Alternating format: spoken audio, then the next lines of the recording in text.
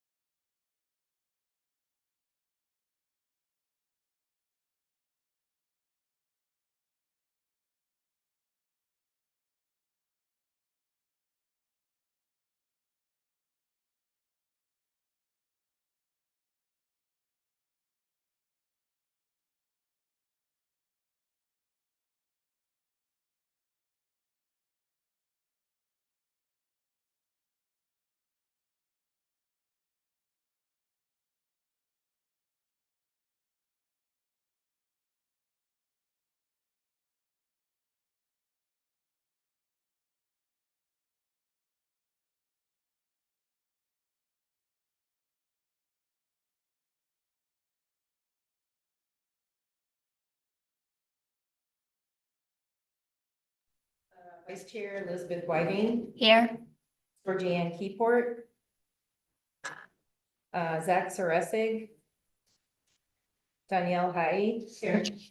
Carly Whitner, Michael Hauer, Harry Schworm, Here. Kevin Hill, Here. and Sam Hassan. Thank you. Thank you, Mary. Item number 3, adopt the agenda. Any changes to the agenda? Anybody seen as written? If not, I will ask for a motion to adopt the agenda. I motion to adopt tonight's agenda. Motion Highheat, Second. second Hill. It is adopt. All in favor, say aye. Aye. The agenda is adopted. Number 4, visitor presentations. Looks like we have a few. 4A, Elias Barnett-Eagal Scout Project. So I'll let you kind of work on it, sharing your screen. How does it outline? It's just.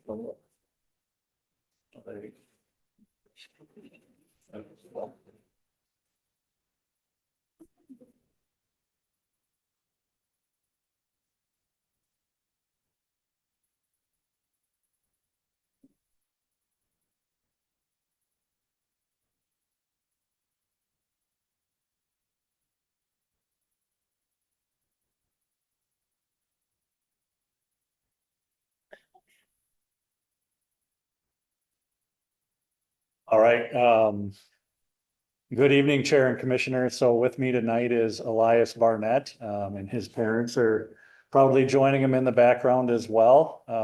Elias recently graduated, as a senior here in Chaska and had contacted me a little over a month ago, expressing interest in an Eagle Scout project. And so the two of us got to know each other through email and helped support him through that. And just thought it would be neat to invite him here tonight and share with you his project. And so Elias is with Troop 589, which I looked up, was founded back in 1974. So it's been a pretty steady scout group here in the Chaska area. So with that, I'll turn it over to you, Elias. So the Boat US Foundation, their mission is for boating safety and clean water, is an innovative leader promoting safe, clean, and responsible boating. The foundation provides educational outreach directly to boaters and supporters, partnering organizations nationwide. They're a national 501c3 nonprofit organization that offers on-water training for safe boating, and focuses on pollution prevention in our waters across the nation. Why I chose to do this project: I am very fortunate to live in a town with so many lakes and beautiful paths that I wanted to do my part in keeping them clean. Fishing is something my family enjoys to do, especially at the Chaska Fire Department's ice fishing contest. The process, I had to do a lot of forms, thinking out the plan for getting the project done and how to make it happen. I got approval from my Troop Eagle advisor and contacted Marshall to also get approval to put containers at lakes around town that are for collecting fishing wire. The Reel In and Recycle program through Boat US Foundation allows me to register the location of the containers for cleaning out. The project day on May 11th, 8 scouts and 4 adults from my troop, along with my parents and grandparents, got together at Fireman's Park to assemble the containers. We made 8 PVC containers to collect fishing wire and placed 3 at Fireman's Park. And then 3 of them went up at Fireman's Park. 1 was at Brickyard Dock near Cooper's. And then 2 other ones at Lake Grace and 2 more at Lake Jonathan. And do any of you guys have any questions for me at all? Could you explain just a little bit about the fishing wire? The containers are to hold loose fishing line for when people go fishing, so it doesn't get into the lakes and hurt any of the animals. Yeah. So when you built all those yourself? Yeah, we got all the supplies from Home Depot actually to build them. Yeah, we did with For you. 8 other scouts. Good for you, young man. You should be very proud. That's very, very cool. Yeah. Will Yeah. you maintain these going forward, or what happens to these now that they're kind of there? Who The takes care of these? the reel in and the reel in and recycle program will help maintain the cleaning out of them as they get full, and then I think they'll just keep maintaining them as the years to come, I suppose. Very good, thank you.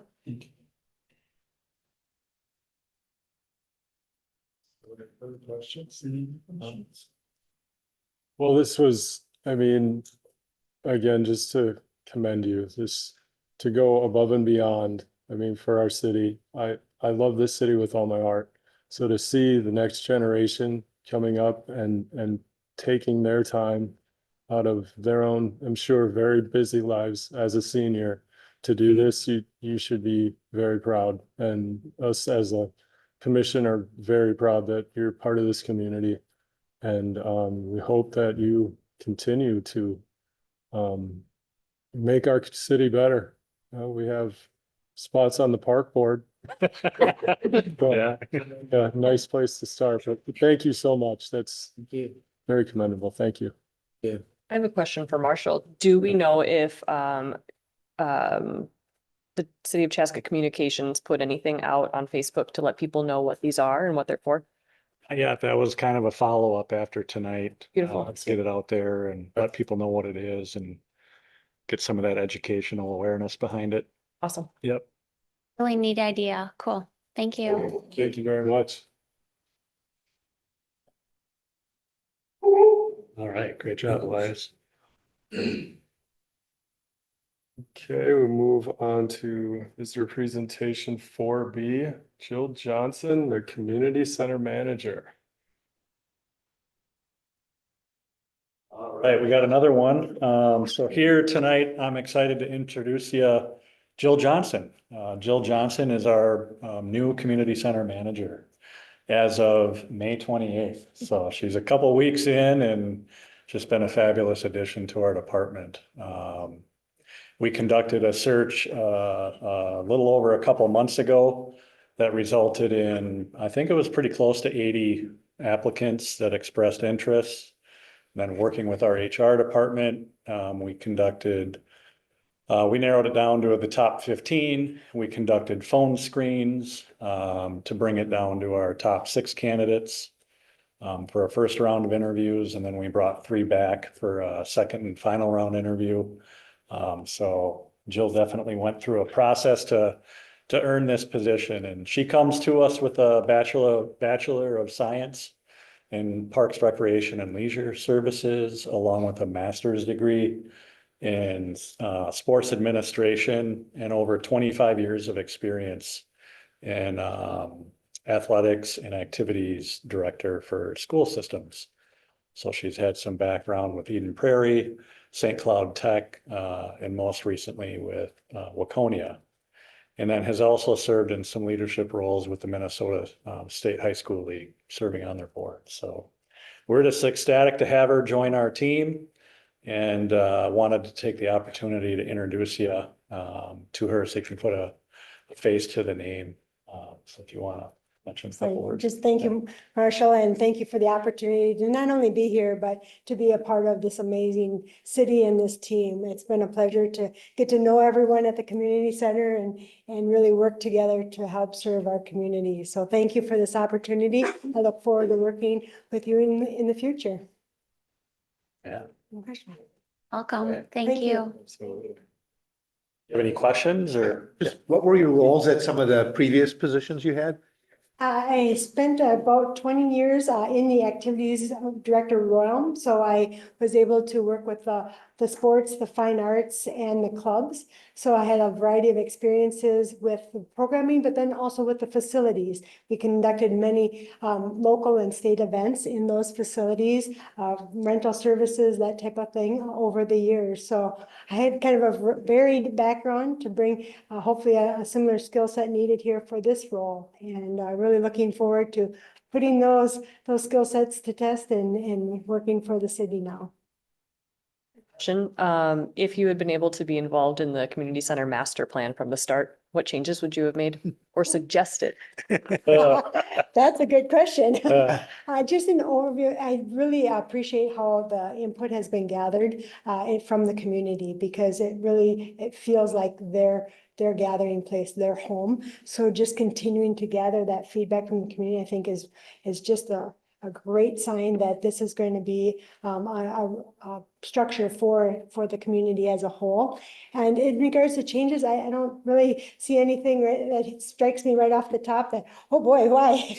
But, just a lot of questions, and Mr. Grange has been great sharing, kind of the why behind the different suggestions that went into it, and then the supporting feedback from the community then as well. So, Thank you. yes, All right, thank you. Thank you. very thank you. Right, Nice to yep. meet all of Good you. to have you.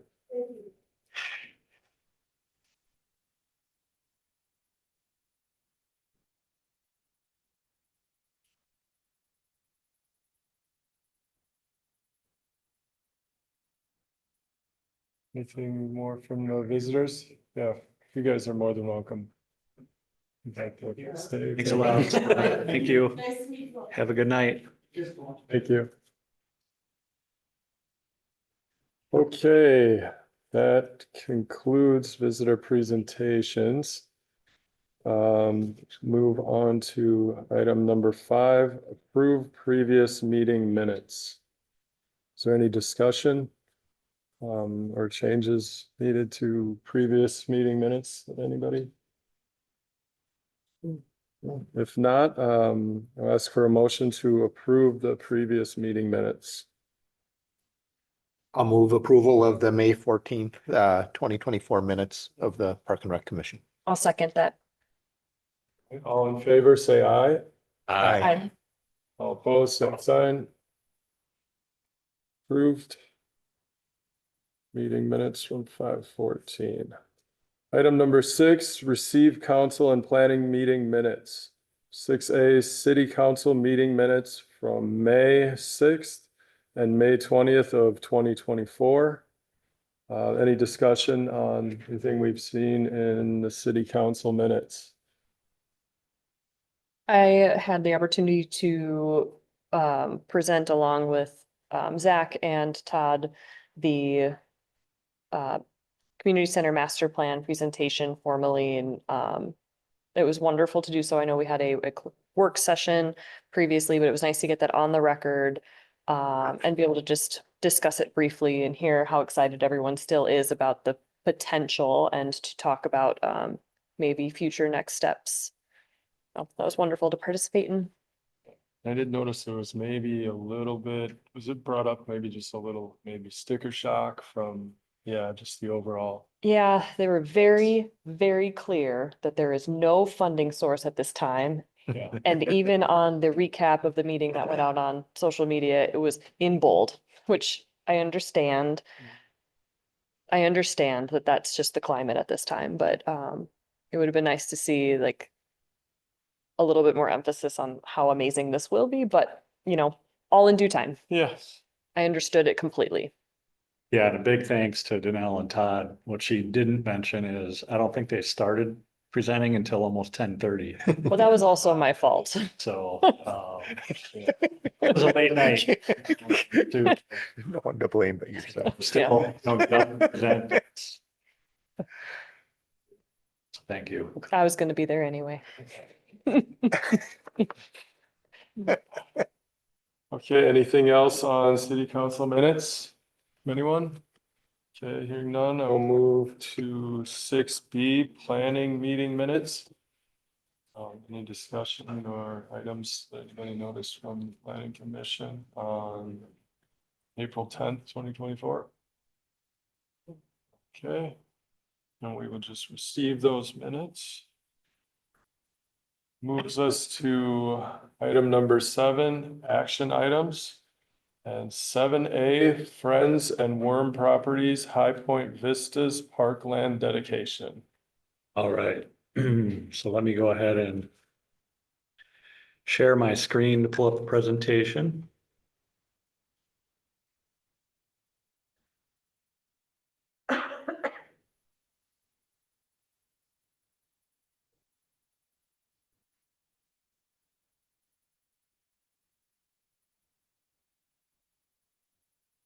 All right, so first action item here is the Highpoint Vistas development, and we're looking at the Parkland dedication component of this development.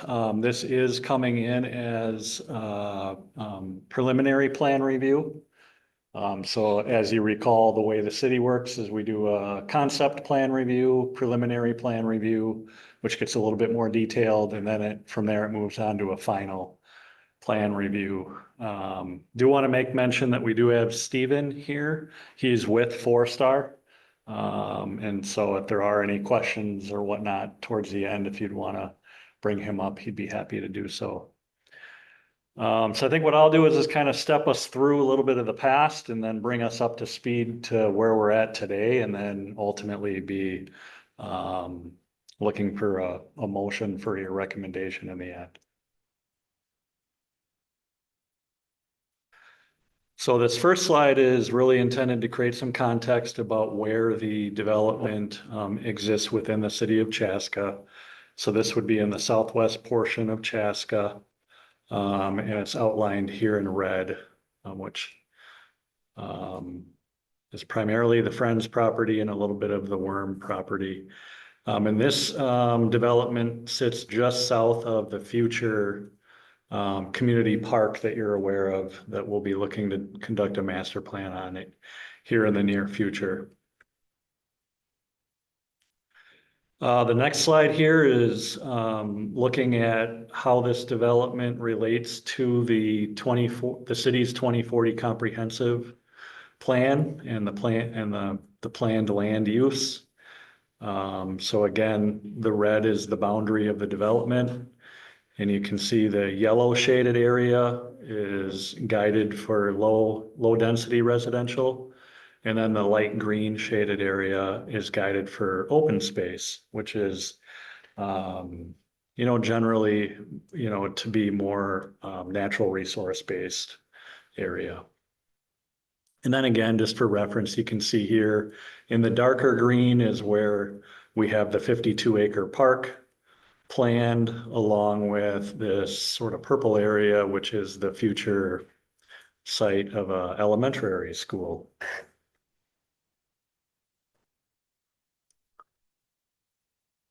This slide is looking back at the concept plan that came through, and this was reviewed by the Parks and Rec Commission back in February of 2022.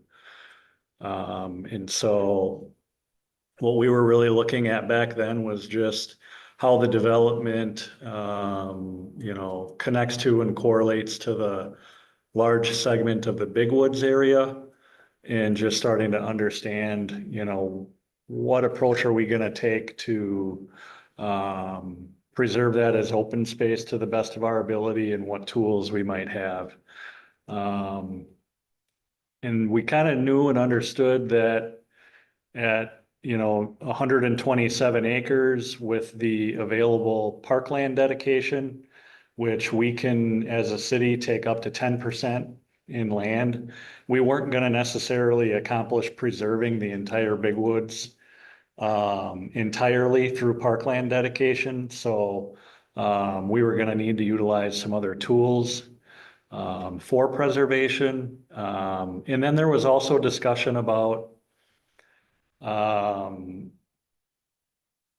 the fact that we also need funding for the future 52-acre park that sits north of there. And the model for that park really is relying on more of the development and the cash coming in through the development fees and the park dedication to support the future amenities in there. So kind of just understanding like we need to figure out how to strike a balance here with preserving some cash as part of the equation here, but also where we can utilizing parkland dedication to help with some of the preservation efforts as well.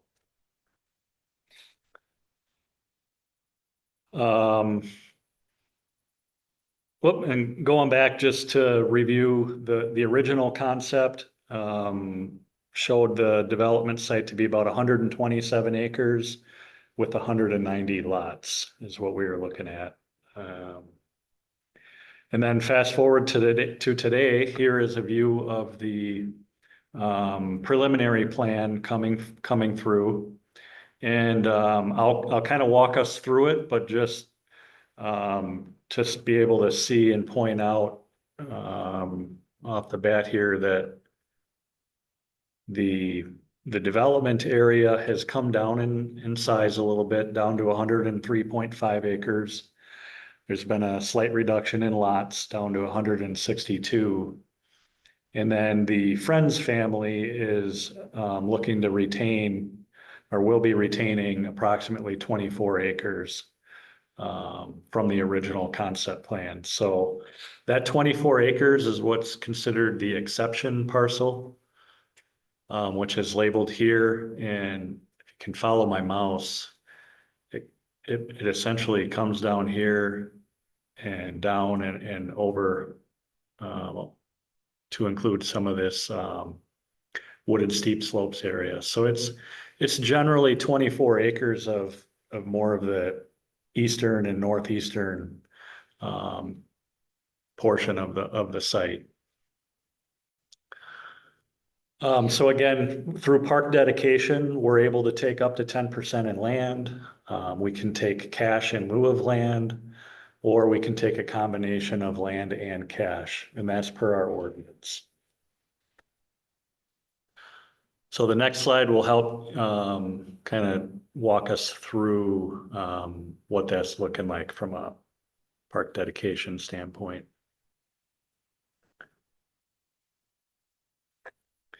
So with park dedication, we are looking at Outlot G here, which is outlined in the darker green area.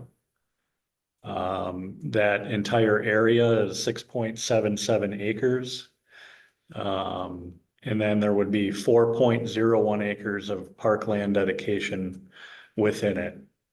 And the reason being is within Outlot G, there is some wetlands and there are some wooded steep slopes, and those don't count towards the park dedication, the parkland dedication.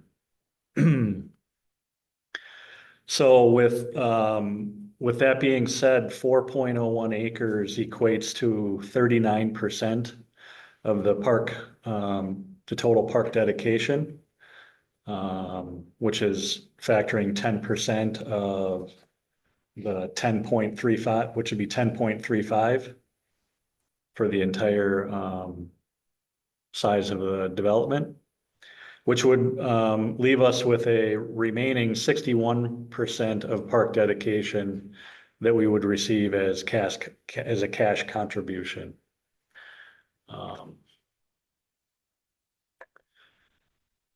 Looking down below at Outlot J, the city has, from the onset or kind of the aftermath of the concept plan and the goal of trying to preserve as much of the big woods as possible, had conversations with the developer to allow the city to pursue grants to preserve this Outlot J area.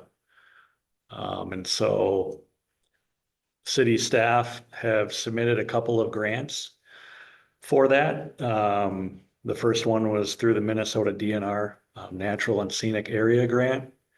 And then a second one was through the Legislative Citizen Commission on Minnesota Resources Grant. And hot off the press, about a half an hour before I came to the meeting today, I got an email from our community development director that that Legislative Citizen Commission grant, the city was selected to take the next step. So we'll be putting together a presentation to their review committee. Could potentially be in short order here within the next week or two. I may be reaching out to a commissioner. Some of the initial thought is to potentially include a Park and Rec commissioner along with a city council member to show support as part of that grant proposal. So more to come on that. But should the city be successful in acquiring the grant funding, we would then utilize those funds to purchase Outlot J. And then Outlot F is going to be deeded to the city. This outlot has some stormwater ponding in it, along with some wetland and steep slope component to it. So I think overall we're through this able to preserve a good portion of the big woods. Our ordinance as it relates to the wetlands and wooded steep slopes as being undevelopable areas that typically get deeded to the city is also playing a factor into kind of the overall preservation of this big woods. And like I said, this exception parcel is going to be continued to be owned by the Frenz family going forward. So that's really not a fact, it's not a part of the Parkland dedication formula at this point.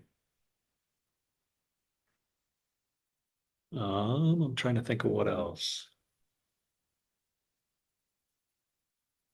I guess the only thing I would mention is that, then through this Parkland dedication of Outlot G, we would then, factor that in as part of the master plan going forward. It kind of serves as an extension of that 52 acres that we own to the north. And that was that was our primary goal with some of the Parkland dedication in defining this particular area, was to define it along this northern edge. So there's that level of congruency with the land that we own to the north for that future park.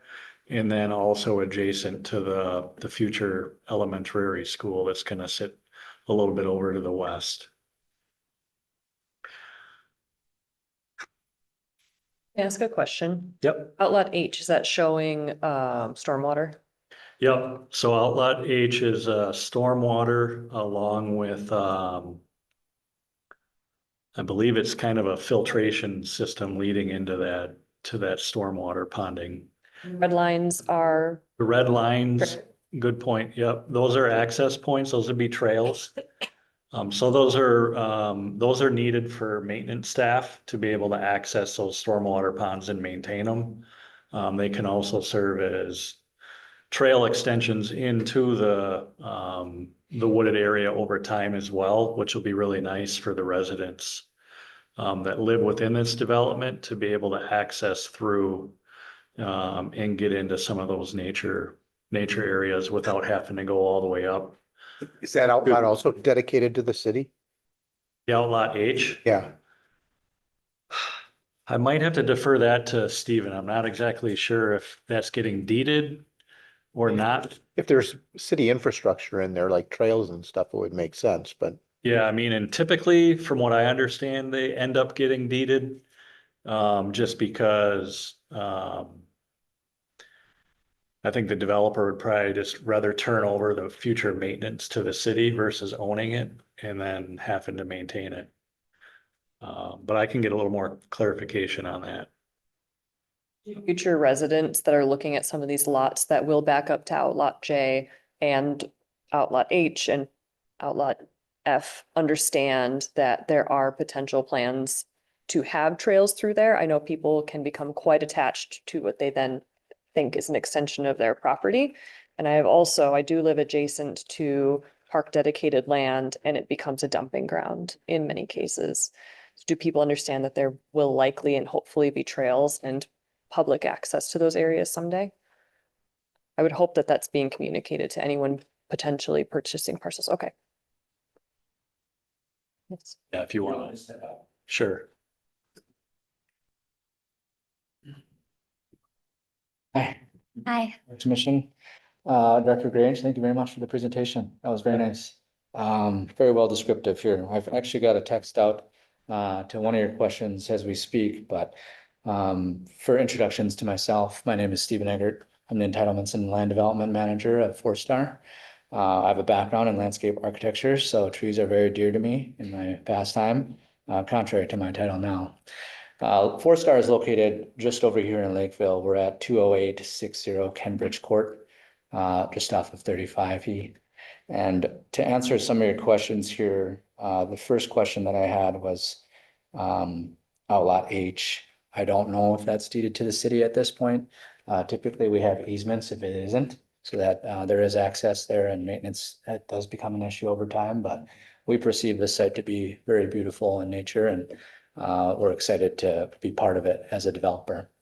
The second item I also wanted to point out, just to piggyback on Director Grange's comment, the city can purchase the 24 acres from the Frenz family. It just became an exception parcel as this project evolved, understanding land values, and the initial concept has changed quite a bit, especially after we've lost a lot of lots in the process of design. To address your dumping grounds question, one of the things that was a recent discussion on the north side of outlot H, where that butts out to the school property, that piece was extended particularly for access to the school property. And so although there might be potential trails, we typically only see those as maintenance access, which are reinforced pieces that it can or cannot be, but we haven't made that final decision yet as we're still in preliminary. So I just wanted to point that out, that access there, it's going to be a nice adjacent property to the school and to the parks. It just makes sense to have that all open there. So with that said, the full circle is we hope that it doesn't become a dumping grounds, but the fact that it is developable for 4 acres out of the 6.77 is very important under consideration right now. And then the final comments I just wanted to add on, again, great presentation. During the process, this has been a conversation before my time at 4-Star, over 2 years that they've had this discussion for this park dedication area. And 4-Star, the Frenz family and the city staff were working hard towards a win-win plan. The terms of development agreement are currently, well, we're very optimistic that we can reach an agreement with the city on a fair and equitable value for the land. That's that 23 acres. And again, I just want to reiterate that 4-Star is a very high advocate for the preservation of historic and unique habitats in the land. So our goal is to allow for the preservation of the big woods and the ravine. We just want to make that clear. So then if the city is not successful in getting these grants to purchase Outlot J, does Four Star have any plans, being that it's a tree preservation friendly developer, to then extend your development and build on Outlot J? That's a great question, Commissioner Winbean. We do have a ghost plat. It's difficult with this plat that we have right now between the two lots 86 and 87. I apologize as I don't have a pointer, but the most adjacent lots to Outlot J, the words on the screen there. There is a ghost plat to extend the cul-de-sac, but as it stands now, there is no access through that area to Outlot J. We'd have to go through, as it says in the report, we'd have to go through a whole process to go through preliminary and final plat to get that approved. So not at this time, to answer your question. Thank you. I say it looks pretty landlocked to me. If you do Oh, yeah. something unless you can come in off of 61 to the south, right? Yeah, that's the tough thing is even through that exception parcel, there's various amounts of developable land, but they're just not accessible. Even off of 61. 61, no. Lano property, maybe if there's future development, but as you can see from the aerial here, there's a lot of trees to cut down to get to that area on that east side of the property, so. My understanding too is it might even require a comprehensive plan amendment too, just because you'd be extending a little further into that area that's defined as open space compared to developing along the edge. If those lots are built out 86 and 87, then you've landlocked that parcel. Essentially, there could be some adjustments Do away with with one. that. Sacrifice one Well- and the road. Yeah, but if it's It's tough. if it's platted that way, it becomes tougher because like you said, you've landlocked the parcel. Right.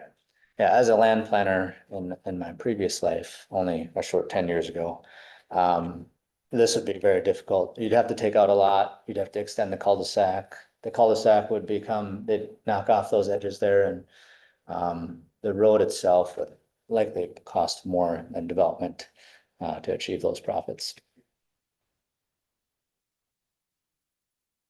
And do you build your own homes then, or do you work with a builder then once it's platted? Yeah, we work with many builders. In this case, we don't have a particular builder selected at this time. There are some conversations being had on the table, but we haven't quite come to that answer yet definitively. Okay. Slightly off topic, but not quite, because it is adjacent to the Outlot G that we're talking about. Last I heard, the school had not purchased enough property to actually build there. Is that still the case? Do you know, Marshall? That they actually still need more land for parking and building and such? Yeah, so my understanding is they've purchased what's needed to house the building of the school. And then we will work with them kind of in conjunction on parking lot needs and the playground.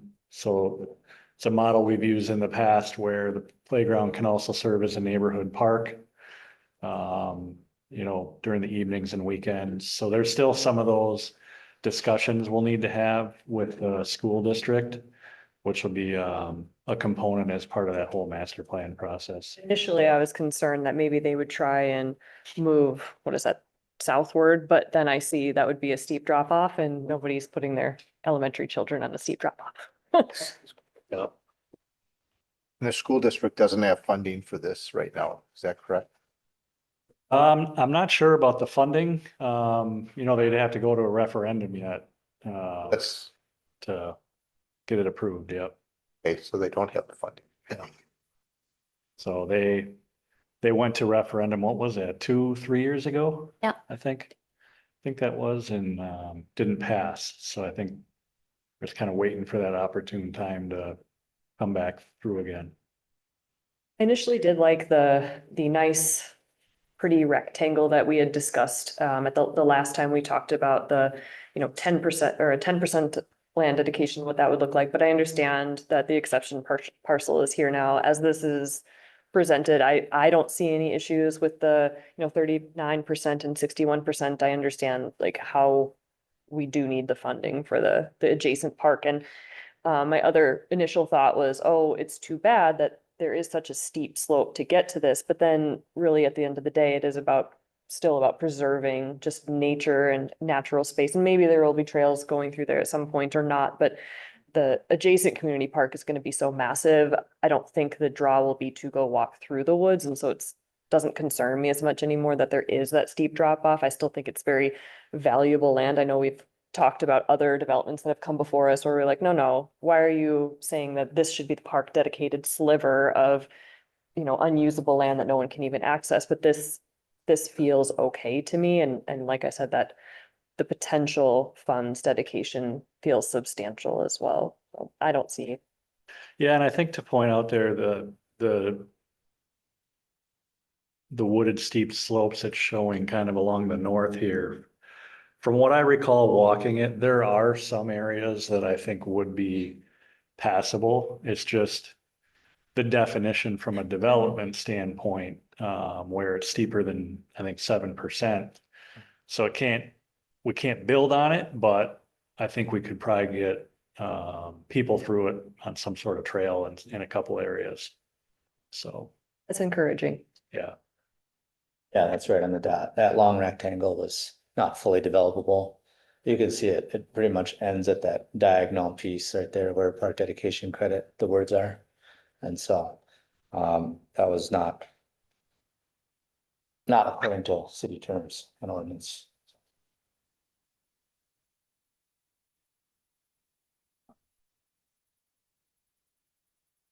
You have any other questions for Stephen while he's up there?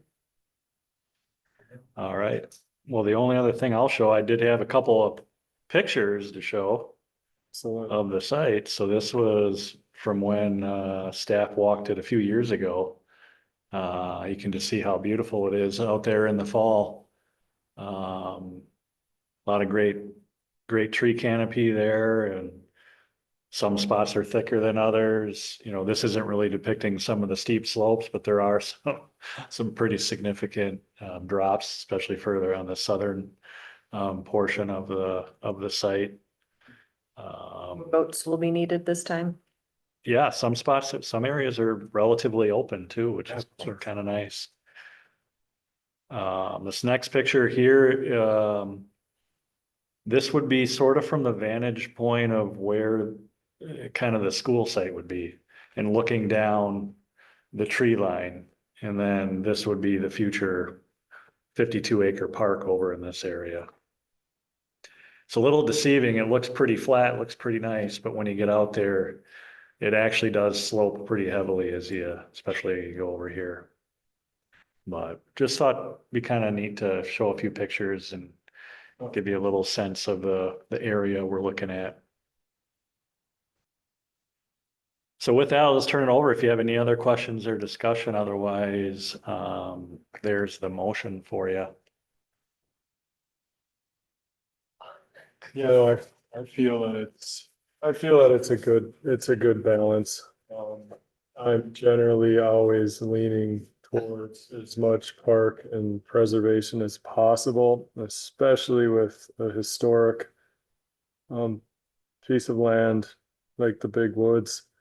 But I believe that with the 52 acres of the community park and the funding needed to help make that park as great as it can possibly be, I think that you've struck a good balance with the 4 acres and the 39% and 61% cash. I think I'm in agreement with that. Any further discussion this time? No.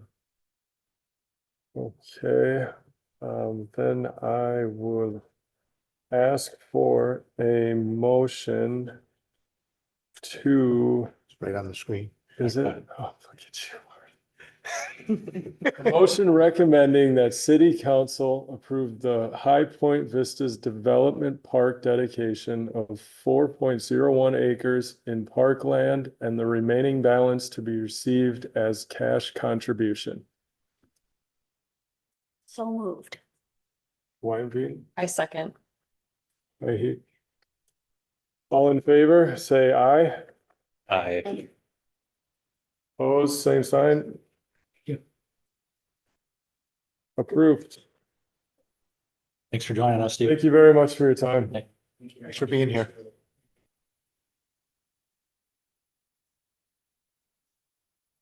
Okay, that brings us on to action item 7B, recommend city council approve Rinkside Advertising Network Agreement.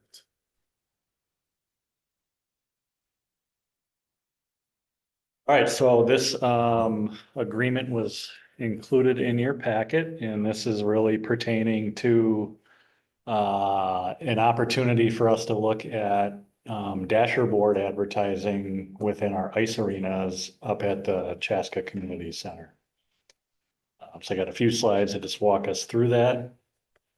The first slide here might be a little difficult to see, but I was pulling in some pictures from various ice arenas across the metro. So the upper left here is Maple Grove.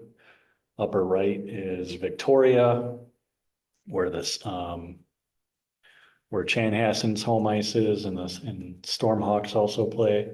And then down here on the left is the Egan Civic Arena. And then the bottom right here is our arena. So there's a little quiz here. As you look at these four pictures, do you notice anything different about our arena? Ours Pretty- looks pretty bland. Boring. The blood splatter. Kind of teed you up to begin with, but just trying to showcase that most arenas throughout the metro and outstate, it's very common for those arenas to have dasher board advertising. And you're starting to even see like Victoria, again, it's hard to see, but they're even putting advertising up on the glass. Here in Victoria, you're seeing them put up almost like a secondary dasher board up on the wall with more advertising. In Egan, you're seeing the Zamboni getting wrapped with advertising. So they're all, so I guess what I'm trying to get at is, us moving in this direction, I think is something that we're moving maybe more towards the norm and not otherwise. So I think it's a good opportunity before us to capture some different revenue that we haven't had before, and develop some partnerships with some of our local businesses as well. So what we'd be doing is looking at working with the Rinkside Advertising Network. And this is actually Chris Potenza, who also owns Front Burner Sports, who was consideration for us with the naming rights over at the Curling and Event Center. And so he has this model, and I think he's really done a really good job of creating a model that works for the advertising groups to gain really good exposure along with building up a network of facilities. So this is just a capture of the website if you want to go out and learn a little bit more about the overall model. This is just showing some of the partners that Rinkside Advertising Network works with. So you can see there are a lot of familiar Minnesota-based brands. And then I'd point out that there's 47 other Metro ice arena locations that are a part of the Rinkside network. And then he's got 26 outstate ice arenas kind of in the more northern parts of Minnesota that are also part of this Rinkside advertising network. So really what he does is he will work with somebody like a Cub Foods. And Cub Foods could choose to put an ad in like every single facility that's part of this network, or they can focus, you know, however they want. But it's the way, it's nice for like these businesses, they don't have to work one-on-one directly with each facility. They can sort of work through Chris and then get their advertising in multiple locations. And then I think, you know, Chris has done a good job of showcasing that a lot of municipal run ice arenas, they get a lot of traffic. So that investment into that dasher board ad is being seen by a lot of people across multiple facilities, so they can cover a wider range compared to maybe just investing big time into the Xcel Energy Center where it's just at one location. So that's just an example of some of the partners that he works with. And so we have it set up where I think the pricing was within that agreement, but generally we have it established where the first 20 dasher board ads, we would receive, it's right around $630. Typically these ads sell for about $1,000 each. So that remaining 300 some would go to Chris, but Chris is doing all of the production. Printing, delivery of the dasher board ad. All we have to do at the facility is install the dasher board ad. There's also potential where if we can go and get some of the dasher board advertisers ourselves, along with working with the other user groups within our facility. So for example, if CCHA wanted to sell a dasher board ad to a business that they have a connection with, the way that would work is the city would receive $575, and then $100 would get paid to Chris at the Rinkside advertising. That $100 covers his time coordinating with the business, getting all the logo design, the dasher board design, and then all the printing. And then the association would be able to keep the rest. Is that an annual fee? Annual fee. Yep. Annual. Yep. Question. Has this been run by the Downtown Business Alliance yet, or will it? We haven't run it by them yet. No.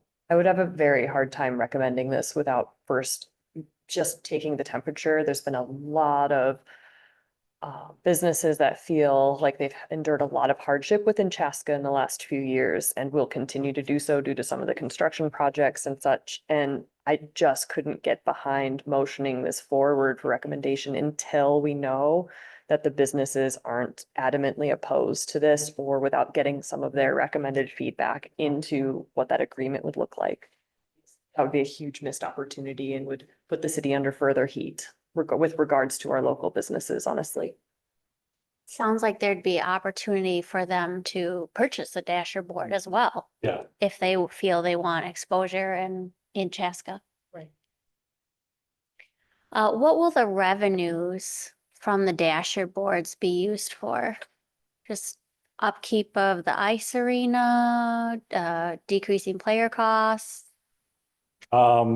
Good question. So from our vantage point, it would generally go back into future improvements into the ice arena.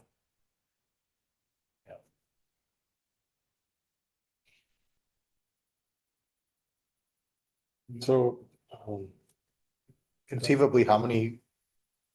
We didn't do the math yet. How many dasher board spaces could they sell?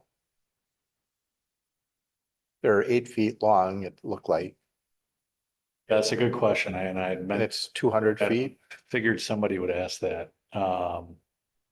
I'm guessing about 20, somewhere in 20, because we're likely not gonna do them completely around the arena, because we only have seating on one side. So we'd probably just do one side and then maybe around the ends, to the curves a little bit. So probably 15 to 20-ish is generally what I'm thinking, so. You know, from our side of things, it'd be about $12,000 per year. So.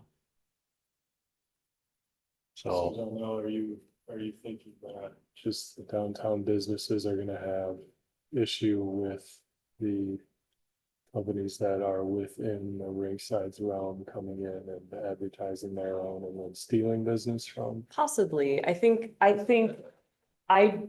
do not have an issue with there being advertising. That does not bother me at all. And it does not bother me at all if local businesses pass on the opportunity. That's fine. It would be awesome if there was some sort of maybe stepped pricing that does allow a little bit more wiggle room depending on radius from the rink or something like that. I don't know if that's even a legal option.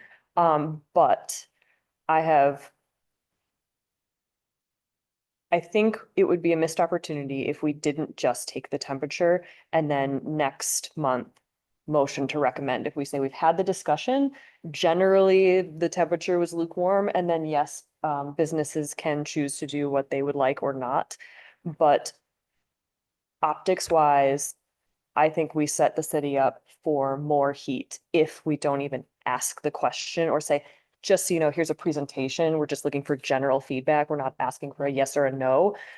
We just want to see what you all think, because that's the biggest complaint I hear generally about any forward movement that the city of Chaska has taken in the last couple of years is nobody's asking the local businesses. And I don't know that they have the power to say, yes, go ahead with this or no. But at least we can present a more holistic recommendation to city council and say, we did ask and they are aware that we are pursuing this. Ken, is there anything that we can say that, and I understand that this is, sounds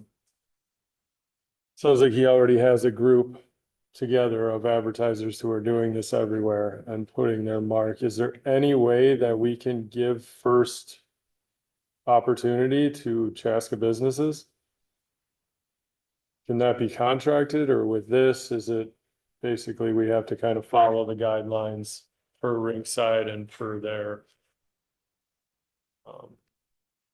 way of That's a good question. I mean, I'm sure that can be worked out. I don't think it's specified in the agreement language as it's written today, but if Yeah. that was, Because yes, I do agree that that should be viewed as a slight. You know, if you know, we are bringing in Rinkside and they already have the 20 dasher boards sold, and you know, then the you know, the business alliance is sitting here thinking, well, we would have bought half of those and we didn't even get the opportunity to advertise, you know, in our own hometown.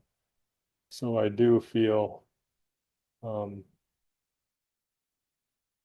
am I viewing this right, that so within Rinkside, all the businesses that you showed on there are all part of this conglomerate, right? So then he'll come in and then ask all of them. Now, are there options for businesses to join into that, or how does that work? yeah, he's continuing to try to grow that network.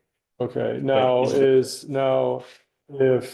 La Hermosa decides that they wanted to join it, are they gonna be going up against like a Cub who has unlimited, you know, resources? Or how does that kind of play out?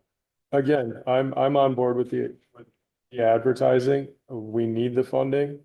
But I just, you know, especially, you know, I don't want to put a foot down on the businesses in our own hometown and not be giving them the opportunity to get their foot in the door, because, you know, they're dealing and they're up against the Cubs and the Chevrolets and, you know, and those types of things. I do believe that that would not be the proper way to go about this.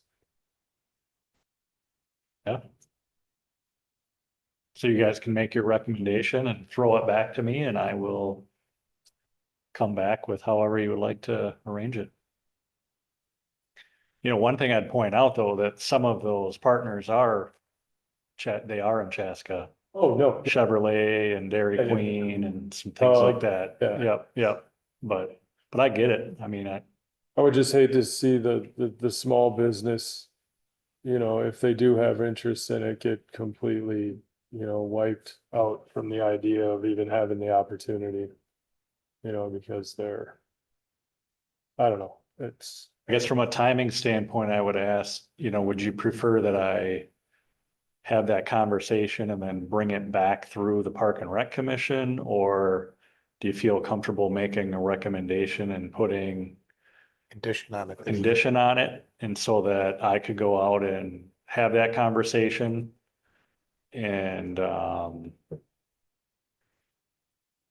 if that conversation, do Do you think that you would be able to just have that conversation prior to this being presented, or that before this motion goes before city council? yeah, so I think what I would do is I would hold off on bringing it forward to city council at their next meeting on Monday, but they meet every 2 weeks. So rather than waiting an entire month and then after that, I could have that conversation in between there and then bring it back to city council, assuming that, they seem on board with it. Pending any Like pitchforks. everyone's comfortable with the idea, it's just maybe having Marshall ask the Business Alliance if they want in on it first. Maybe we could put a condition on it to Yeah. have Marshall meet with the Business Alliance to get feedback prior to council approval. Yeah, I'm fine with a motion to recommend that city council approve the Rinkside advertising network agreement, given that, or with the requirement that the Downtown Business Alliance be presented this prior to the recommendation going before city council for approval. I'll second that.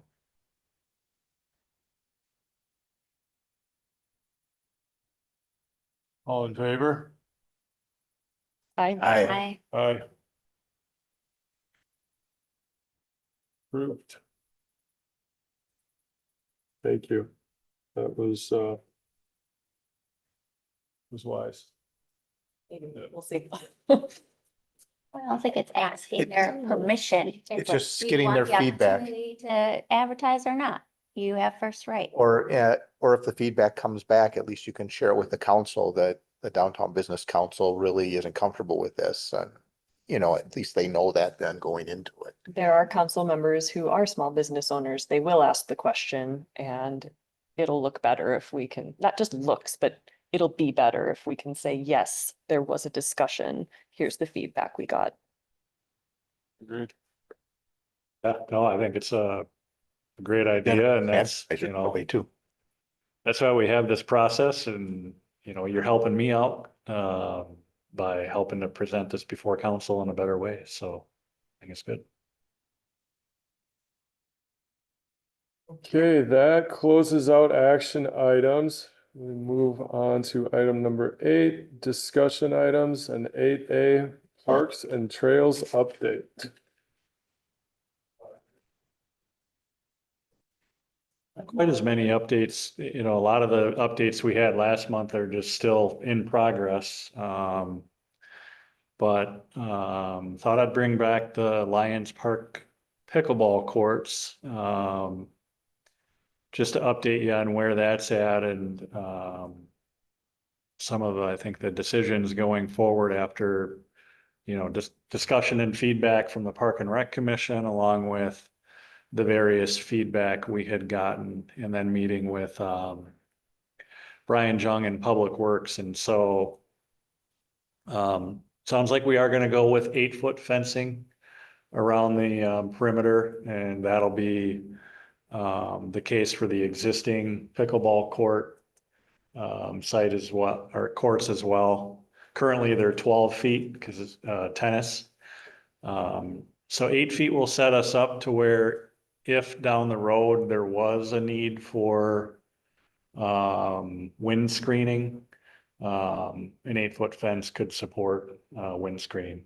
So I think that's good. I think you had made this comment as well as Terry, The fencing though, kind of on the inside where the plaza is, within there, we'd lower it down to 4 feet. And so people sitting within that gathering area gives a little better viewing angle in. And, you know, if the ball gets hit out, there's probably a good chance somebody's, you know, over there that can help retrieve the ball pretty easily. And then the other one, kind of the bigger one that got discussed was the color, the painting of the courts. So you can see the newer courts have the blue with a lighter shading in the Right. kitchen, kind of the gray in the kitchen.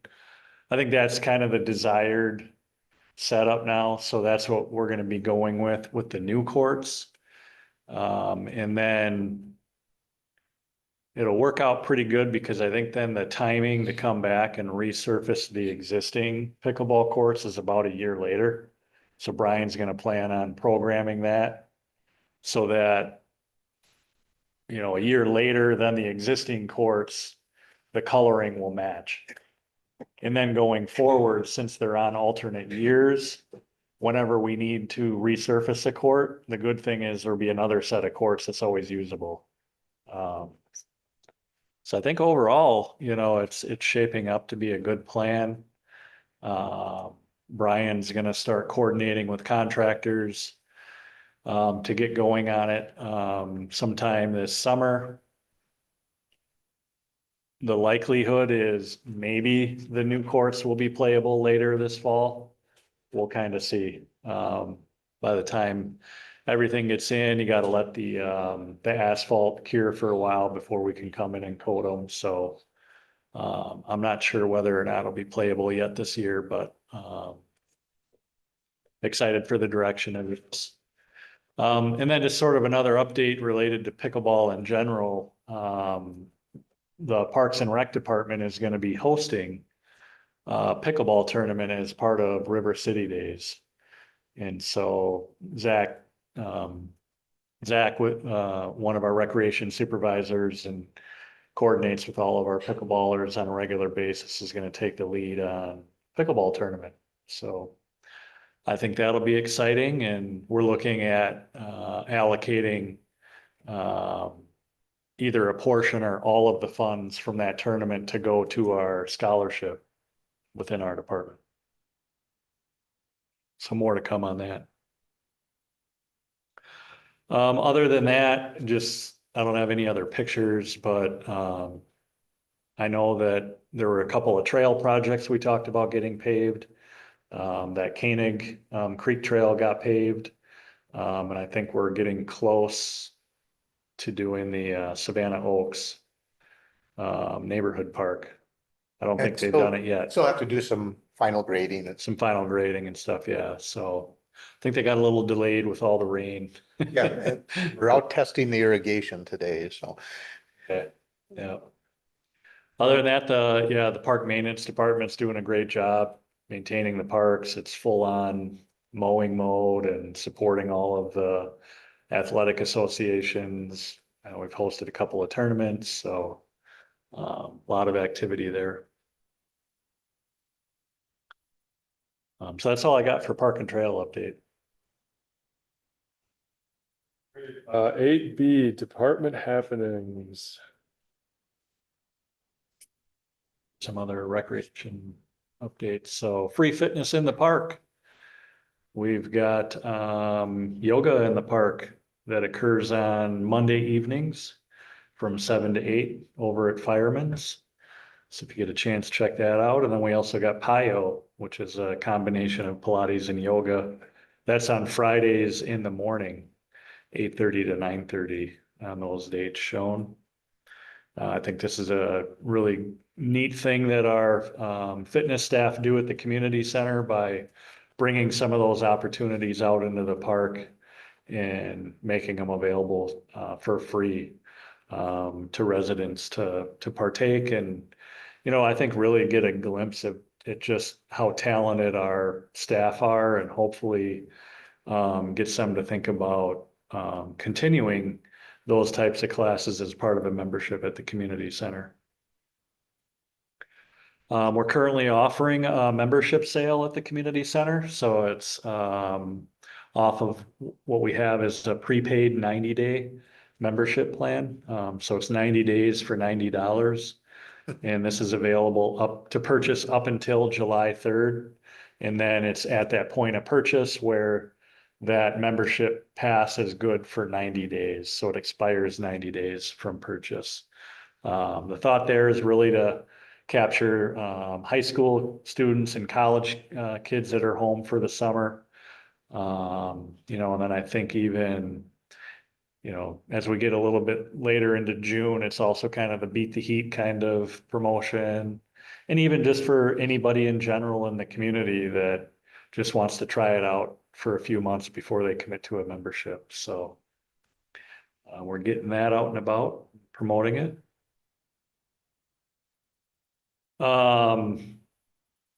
Youth baseball. So this kicked off tonight, actually, Tuesday nights over at Pioneer Park, and we've got over 130 kids registered for the youth program, which is actually a little up from in the years past. So that's great to see.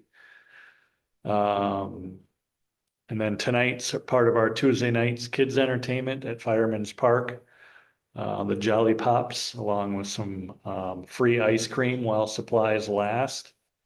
I think our Facebook account, from what I heard, indicated over 1,700 people liked the event. And I think Mary on her way down said easily 300 or more people were in the park prior to her getting there. So Pretty sure there's no ice cream left. So don't get your hopes up. yeah, Okay. we got a concession stand though. Yes. And then on Wednesdays, we have the weekly farmers market that's put on by the Southwest Metro Chamber of Commerce. So, you know, that used to occur at City Square, but now with it being at Fireman's Park, we've partnered with them because we have always traditionally also offered a music series and a variety of programming on those nights. A little bit different this year though, just based on some feedback from last year. Our music as part of the Clayhole concert series is weekly. Last year, it wasn't necessarily weekly. It was a little more sporadic. And so we're hoping that, you know, having weekly music along with the farmers market just starts to generate some more momentum and some more traffic down there, and trying to feature some more local artists too as part of that concert series. So the farmers market is from 4 to 8 on Wednesdays, and then the music is from 6 to 8. So encourage you to go take it in and plop down a blanket and just relax in the park. And then Thursday nights, we've got concerts in Carver as part of our recreation agreement with Carver. Staff have programmed some concerts to occur over there on Thursdays. Now to look at the schedule online, there's some in the evenings and then there's some in the mornings geared towards kids as well. And then looking ahead on Saturday, June 22nd, we've got our Chaska Pride celebration that'll be occurring at the Veterans Park. And that's a partnership between our department along with the Human Rights Commission and the Chaska High School. So if you get a chance, stop out there. A lot of neat activities that are lined up for the day. And then also check out the Pride Art exhibit that's currently at our Chaska Community Center gallery there outside of the theater. Chaska Curling and Event Center, we're full on wedding season. Talking to Devin, our rental coordinator, I think for the month of June, we've got 27 out of the 30 days booked with activities. So we're really starting to see a ramp up in the use of the event center, which is great to see. I think most Saturdays are booked for like a year out for our weddings. So a lot of good things going on there. And then as far as the curling center goes, they're going to be preparing shortly to start taking the ice out. So they'll be performing ice maintenance there, and then we put it back in right before the Fire and Ice Bonspiel in the middle of July. And then Fireman's Park, with the summer now, you'll see Fireman's Park get a little more activated. As of this last Friday, the beach opened up with our lifeguards along with the concessions there. So Joe Yeager, who's our aquatics coordinator at the community center, takes on this sort of extra function in the summer to operate our concession stand and the beach operations.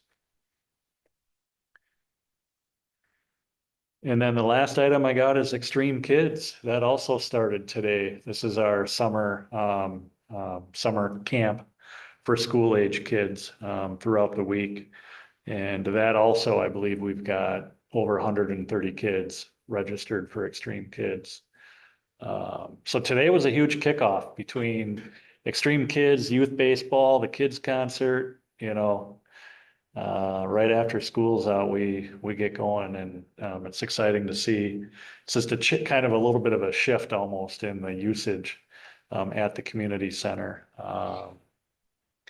Also today started the Breakaway Academy. They have a summer camp as well. So yeah.